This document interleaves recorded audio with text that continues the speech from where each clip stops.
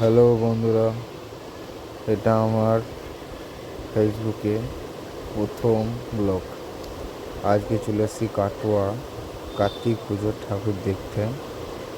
তা কার্তিক পুজোতে কাটোয়াতে অত্যন্ত খুব সুন্দর সুন্দর প্যান্ডেল হয়।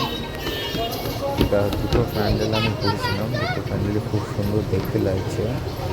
এই প্যান্ডেলটি যেটা এখন দেখছেন সেটা প্রতি বছরই ফার্স্ট সেকেন্ড থার্ডের মধ্যে কিছু একটা হয়।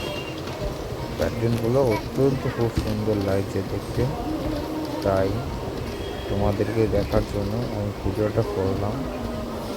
তো ভিতরে ঢুকলাম, তো এই ঠাকুরটা কিন্তু খুব সুন্দর লাগছে দেখতে। আর দিনের বেলায় লাইটিংটা নেই, রাতের বেলায় লাইটিংয়ে যখন করবে না তখন আরও দেখতে ভালো লাগবে। ব্লগটা এই পর্যন্তই। যদি ভালো লেগে থাকে লাইক ফলো করে রাখো।